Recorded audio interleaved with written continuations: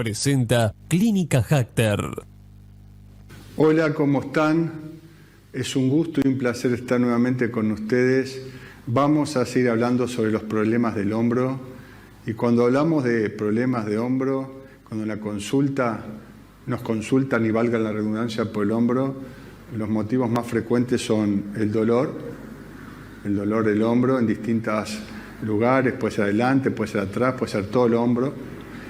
Nos consultan muchas veces también por la dificultad de movimiento del hombro, es decir, ya sea la lateralidad o llevar el hombro para adelante o llevar el hombro y el brazo para atrás.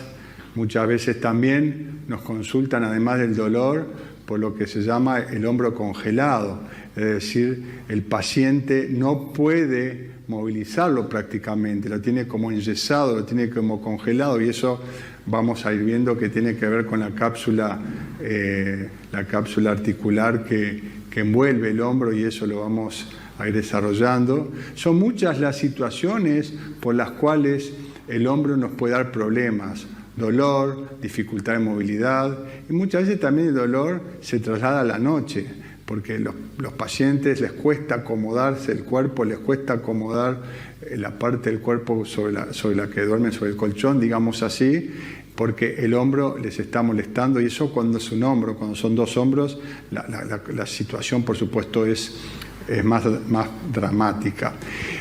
Cuando nosotros hablamos de la articulación del hombro, debemos saber que es una articulación muy compleja. De hecho, junto con la cadera son las dos articulaciones de mayor movilidad. Más aún, no es una sola articulación, la articulación del hombro. Podríamos perfectamente desglosarla en 4 articulaciones. Una, por ejemplo, la glenohumeral, que tiene que ver con la cabeza del húmero y la cavidad cotiloidea del omóplato. ¿Se acuerdan que habíamos dicho que era como una bocha, la cabeza del húmero, encajando en una especie de cuchara? Por supuesto que entre ellas hay líquido sinovial, hay cartílago, hay un montón de cosas. Pero esa es un poco la estructura, la cabeza humeral y la cavidad cotiloidea. Esa sería una. Pero también tenemos otra articulación, que es la esternoclavicular, que tiene que ver con el esternón y la clavícula. Estaría englobada dentro de la gran articulación del hombro. Otra articulación dentro de las articulaciones del hombro, digamos, dentro del gran capítulo, sería la acromioclavicular. La acromio es como una estructura que tenemos en el hombro y la clavícula.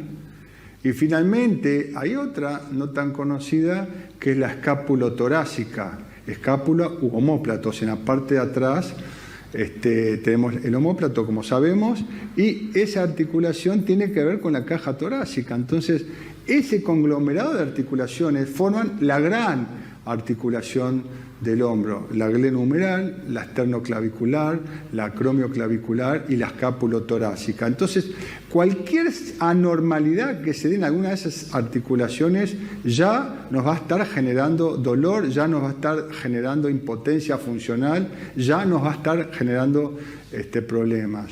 Si nosotros tuviésemos que decir cuál es la más frecuente de las consultas, tendríamos que pensar en todo lo que son partes blandas, tendones, bolsas serosas, que de hecho hay muchísimas dentro de la articulación del hombro. Quizás una de las patologías más conocidas, o un tendón de los más conocidos, es el tendón del manguito rotador.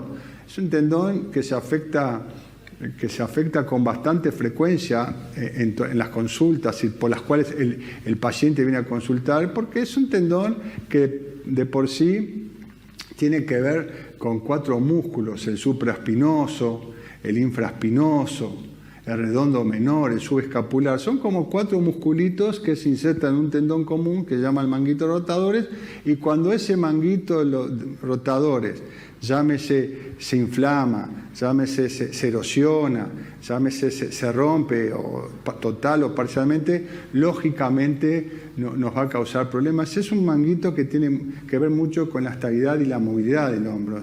Entonces, eso hay que tenerlo en cuenta, la cantidad de músculos que tenemos ahí en la vuelta, la cantidad de tendones, y cuando tenemos un tendón también tenemos una bolsa serosa. Acuérdense que entre el tendón y el hueso siempre hay como una bolsita que protege, que amortigua, es decir, digamos, el tendón con respecto al hueso. Otra también patología bastante frecuente dentro de esto de las partes blandas, por decirlo de alguna forma, de las periartritis, tiene que ver con el tendón largo, el bíceps, ¿sí? Que también es decir, se inflama con bastante frecuencia, tanto el tendón como la bolsa serosa subyacente, y eso causa dolor, y eso es un motivo de consulta bastante frecuente.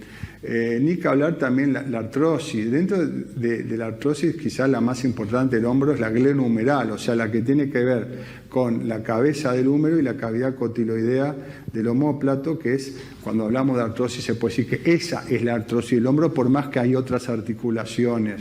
Por supuesto que la artrosis de hombro, si bien no es tan frecuente como otras artrosis, por ejemplo, la de la cadera, hay que tenerla en cuenta porque las personas vienen y consultan y hay que tratarla y realmente puede causar muchísimo dolor.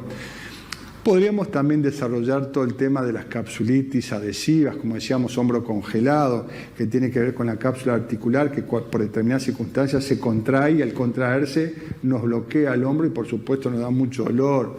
Podríamos hablar también del síndrome del pinzamiento subacromial, que tiene que ver con tendones también, con muchos nombres, supraespinoso, infraespinoso. Son distintas estructuras que quizás no podemos entrar demasiado en detalle porque son complejas, pero sí la idea que quiero que se lleven en el día de hoy es que cuando un paciente viene y nos consulta por un problema de hombro, son muchas las posibilidades que tenemos de diagnóstico, no es simplemente, bueno, una o dos, son varias como estamos viendo y simplemente he desarrollado títulos. Entonces, primero, ver por qué le duele, hacer el diagnóstico de por qué le está doliendo y en función del diagnóstico hacemos el tratamiento correspondiente. El dolor puede ser parecido si es una situación o si es otra situación, pero el tratamiento puede ser muy distinto en una u otra situación.